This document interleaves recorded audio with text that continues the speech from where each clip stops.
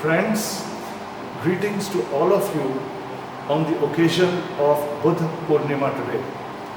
This is a day which commemorates three great events in the life of Gautama Buddha: his birth, his reaching his state of enlightenment, and his death of Mahaparinirvana.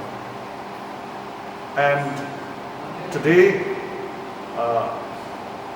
on this occasion, I would like to extend to you my greetings to observe this very spiritual day through the medium of some of the beautiful Buddhist or sculptures with Buddhic themes which are present in the early sculpture gallery of the Allahabad Museum.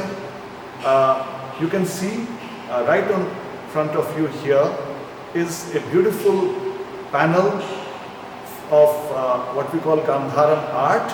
It was an art which existed or flourished in the 1st to 3rd century AD in the northern part of Pakistan, which was then part of the Indian subcontinent. And this has often been called an Indo-Greek art, but we know that the elements are also of Parthian art and other elements which came together in this beautiful, fusion of artistic endeavor, which led to the creation of Gandharan art. The art of Gandhara flourished between the 1st to 3rd century AD. Principally, it had started earlier and of course continued later in the area at the crossroads of trade, which is southern Afghanistan and northern Pakistan. And this was, as you can see, a beautiful fusion of the Indian, the Greek, and Parthian and other elements, which denote the exuberance of the meeting of many communities, of international trade, and of course the flourishing of the Buddhist faith. Now, this is another beautiful piece of Buddhist art in the early sculpture gallery of the Allahabad Museum. This panel is part of the remains of the Buddhist stupa at Bharut, which is near Satna in Madhya Pradesh, which existed in the 2nd century BC. And friends, what is so unique and fascinating is that this observation and commemoration of Buddha and Buddhist teaching was at a time when actually the image of the Buddha had not appeared in human form. That happened, a few centuries later. So here you can see the depiction of this is the Muchalin Naga, which is the story goes where Buddha was protected by the snake king. But you see that below it are two impressions of feet or padas, or what are known as Buddha Pad. Now, Buddha Pad is a very strong iconic symbol. It is in fact an aniconic symbol. Iconic would mean an anthropomorphic or human form of Buddha. Now, the Buddha Pad is a very strong symbol of Buddhist worship in ancient India. Is found in many of the stupas, like at Sanchi or at Amravati, and some of the Buddha Pads were highly decorated. And this is the Buddha Pad is part of a much larger, you can say, collection of auspicious symbols, among which is the swastika, which exists till today, and even symbols like Purnaghatta or Shrivats, which were actually very potent objects of spirituality, of worship before the introduction of the gods in human form. So this is another fascinating piece of Buddhist worship in our museum. So, from the aniconic to the iconic, from the symbol of the Buddha Pad to the appearance of the Buddha image in human form.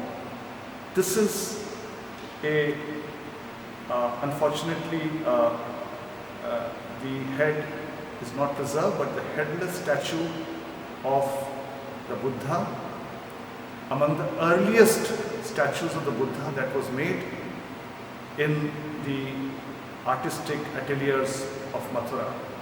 Now, Mathura was a great center of sculptural art which coexisted with the centers of art in Gandhara, in the northwest part of Pakistan, as I had just showed you.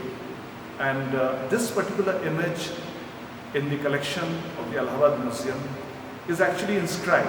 There is an inscription here which says that this image was made in the second regnal year of Emperor Kanishk. As you know that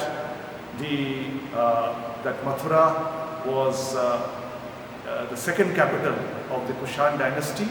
Purushapura of Peshawar in Pakistan now was one of the other capitals, and of course their summer capital was near Kabul in Begram, where some beautiful objects have been found.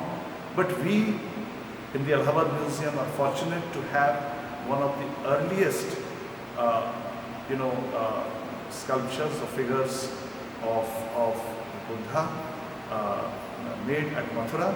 But the fascinating part is that this was actually recovered from near Allahabad, near Prayagraj, where this museum is situated, not actually at Mathura, which means that some of these sculptures were actually being transported to different parts of northern India, and this is, and you can see the muscularity in the figure.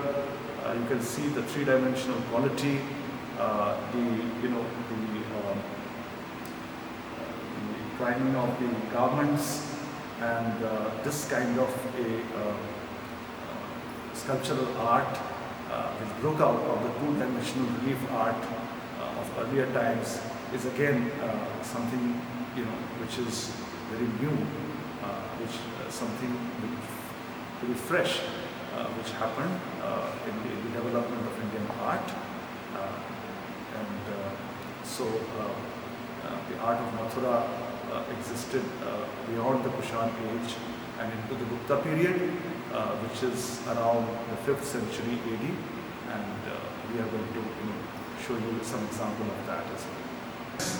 I have shown you fine examples from the early sculpture gallery of the Allahabad Museum of the 2nd century BC panel from the Buddhist stupa at Bharut, of the fine example of Gandharan art depicting the birth of the Buddha, and then the sculpture, one of the earliest sculptures of Buddha,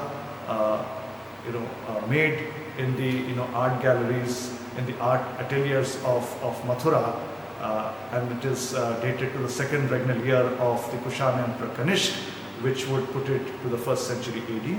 And now we would conclude our little visit to this gallery by showing you a fine example of the Buddhist art of the Gupta period. This is what you see is a beautiful head of the Buddha with its ushnish, or the sort of hair knot on top, and the curly hairdo, which is depicting a very strong face. And this is a very nice example of the development of art and the Buddha image up to the 5th century AD. And this particular piece has been found at Bhita a site which is about 40 kilometers from Allahabad.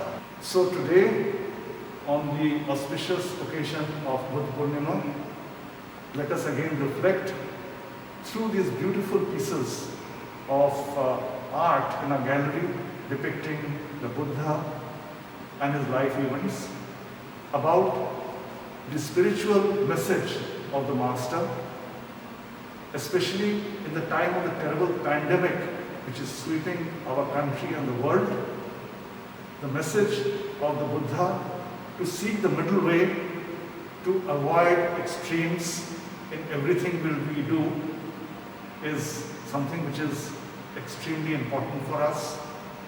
And so I again wish you on this occasion, and before I take your leave, I would like to introduce to you my colleague, Dr. Vaman Wankhede, who is the curator of this gallery.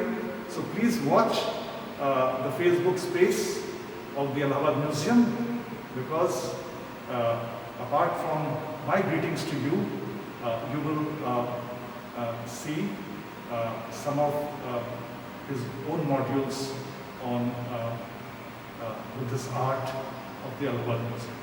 So again, keep safe and take care.